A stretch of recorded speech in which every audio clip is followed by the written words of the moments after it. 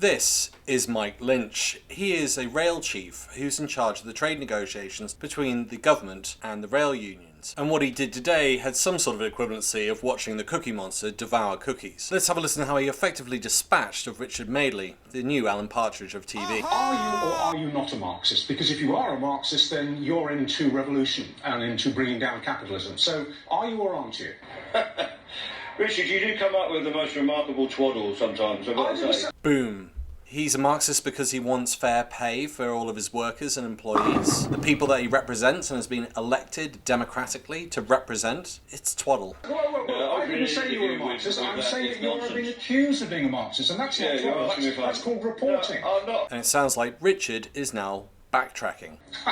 No, I'm not a Marxist. I'm an elected official of the RMT. I'm a working class bloke leading a trade union dispute about jobs, pay and conditions of service. So it's got nothing to do with Marxism.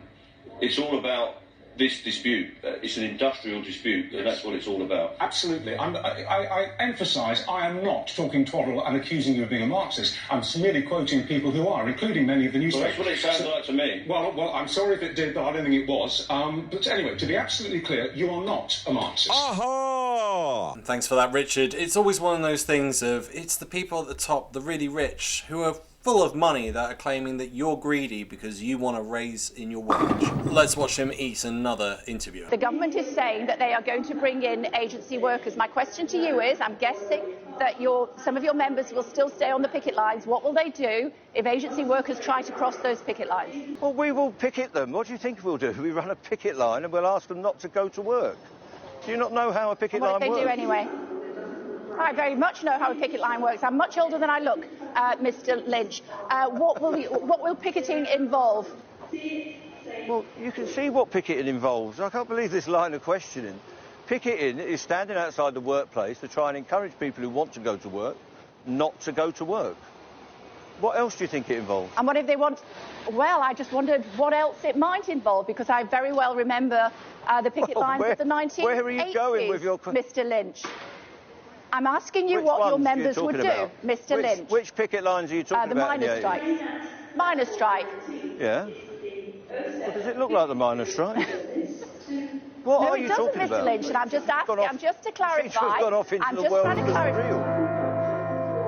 No, Mr. Lynch, and I'm sorry if you feel the need to ridicule me, but I'm just asking you what you expect your members to do. But your questions are verging into the nonsense. I'm asking you... as effectively as we can. And what does that involve? Look, there it is. That's what it involves. So you won't stop agency workers crossing the picket line? That is part of the point of a picket line, to verbally encourage people not to go into work. We will try to stop agency workers crossing the picket line by asking them not to go to work. What is it you're suggesting we will do? I'm just asking you. I'm trying to clarify for the benefit of the British public who are being stopped from travelling around the country, Mr. Lynch. I'm just trying to clarify exactly what your members will do. What is it you're trying to clarify? Ask politely. Thank you for... I'm replying to you politely. Want to answer the question? Okay, Mr. Lynch. I've answered the question about 6 times. If there are people trying to cross the picket line, we ask them not to cross it. And we're now noticing a pattern with media, because she's just asked questions which are sort of insinuating there's a problem with doing picket lines. And we've had a question from Alan Partridge that he's some sort of Marxist when he clearly isn't. So that's Mick Lynch devouring some of our journalists. Let's have a listen to how he deals with some of our politicians. This is Chris Phipp. He's a politician for the Tory party. Let's have a listen to how Mike dispatches of him by just directly calling him a liar. We'll play a game as well. Every time Mike calls him a liar, you're going to hear this noise. Would it not be a good idea, in order to avoid these strikes, to go to the table? Well, I mean, Mick Lynch has previously said he would not negotiate with the Tory government. The head of the, you've said that. The head of the. Let me finish the point. Hang on, let me finish the point. The head of the rail delivery group this morning on the Today programme said that he didn't want the government in the negotiation. We've made money available to the railway industry. It's up to the employers to negotiate with the trade unions. And what happened this afternoon was halfway through these negotiations, while they were ongoing, the unions came out onto the street and gave an impromptu press conference, I mean, there's TV footage, saying that the strike was going to continue. OK, let's just pause. Hang on. I mean, it's on video. Now, Mick Lynch, excuse me. Mick Lynch, I want to ask you a question. I want to ask you a question. Would you be prepared to negotiate with the Tory government, yes or no? Absolutely. I've met every Tory transport minister in the last year. Bus, rail, maritime and the Secretary of State. We've never said we won't meet the Tories. What we said was that they're not at the table. I'm negotiating with the employers. You've also lied that we left negotiations on Saturday and went to a rally. There were no negotiations scheduled for Saturday. You are a liar. Right, let's just hang on. There's a video of him walking out this afternoon giving a press conference. It's on videotape. And then we went back to the talks. Yeah, You're lying. Having said the strike's going to go ahead. You are a liar. OK, well, let's just... the strikes are going to go ahead. And you're a liar. It's on video. You're a liar. We were back at the talks this afternoon. We've just left them. And your Network Rail managers delivered statutory redundancy notices to us. 17 is the magical number with Magic Mike. And of course the Tories weren't done there. They rolled out another backbencher. That 3% is a very good offer on the table with modernisation. But you've heard, even now Network Rail are moving to a position where they're saying we will go above 3% with modernisation. And Mick's talking about, you know, modernisation is a scary thing. Modernisation such as installing an app on your phone so you can communicate better with your workers. It's funny because I was talking to the street sweepers the other day and they were telling me that they're also being told to put an app on their phone. And I'm pretty sure it's to track them. Exactly as Amazon does with its workers, which drives them nuts. The reason being is as soon as you stop for any reason, you'll get a phone call from Amazon asking you what you're doing and why you stopped moving. The fact that they're being asked to also put this on their own personal phone and not being given a work phone is also quite disturbing. Or having sensors on trains to detect deficiencies in the rail network, I don't think are controversial things. I think they're good things because they means that drivers are safer and ultimately, or people on the rail line as well are safer. And that's what we want to see, the best health and safety we can. And what Mick's doing is undermining the rail network. We know passenger numbers are down by about 20% to pre-pandemic levels. We are in a world where we want to get to a place where we have net zero. That means encouraging more people onto public transport.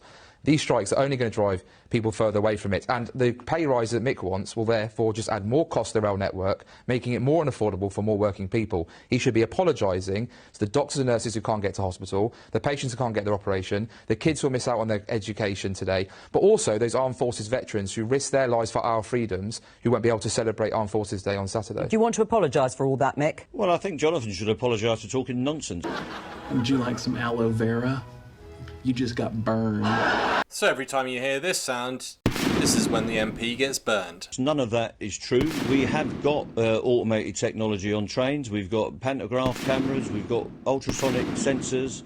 We've got things that detect faults on tracks. That is all rubbish. I negotiated that deal with Network Rail myself. We've got on-train technicians, all sorts of new technology that is being deployed. So that is just stuff that's written in Conservative Central Office for backbench MPs to spout. No sorry to veterans, ministers. Mick. OK, so no sorry to I veterans. don't want this disruption. I don't want people to be good to know veterans inconvenienced, and I want a settlement to this dispute. I can't do that with a backbench MP who's just learnt it off a script. Well, hang on, let him respond. Well, let him respond to that. We know what the issues are.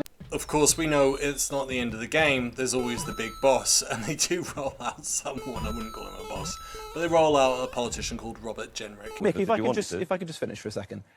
You've lost 20% of the passengers on the railway since COVID. I haven't lost them. That's not the fault of you and the industrial change. But we need to encourage those people. We need to encourage those people back. The worst way in which you can do that is by alienating your customers, by going on strike and making their lives much more difficult. The worst way you could do it is insist that the fares go up by RPI, ripping off the commuters, but you won't give the workers RPI. The fares go up by RPI every year. I love that quizzical look that Jenrick has. It's almost like, ooh, a working class person that says technical stuff that I don't understand. Retail price index is a measurement of inflation, and it's used to calculate cost of living and wage. The retail price index. That's the government regulations. Last year, profits were made by the train operators. £500 million out of that subsidy you gave went to those companies. First Group and Go Ahead, who we're negotiating with, are both subject to takeovers from private equity companies. they're going to be worth billions because they know that you're going to keep siphoning money from the public purse into private sector operators, just as you're doing in health, what's education, actually happened in the care. last 2 years is, in effect, a large swathe of the rails have been Actually, I've got to bring in So the idea that this is siphoning siphoning profits to the private sector is... I love that face. Angela Thornberry, Labour MP, and she says it all. She's like, no, I can give my time over to Mike. He's completely crucifying Jenrick. So what do you think of Mike Lynch? Has he got a right to be protesting? Is it as bad as he makes it out to be? Is it a case that you should have a union because, as the classic saying goes, united we bargain, divided we beg? And one of the things I find most hateful about all of this is the fact that the government is doing the exact same tactic as P&O ferries did, and this is what Boris Johnson had to say. Well, Mr. Speaker, we condemn the callous behaviour of P&O, and I think that it is no way to treat hard-working employees. Yeah, he's okay to do that during a strike. Special thanks to all my Patreon supporters and YouTube supporters. If you'd like to become one, click the link in the description. Thanks for listening. Bye for now.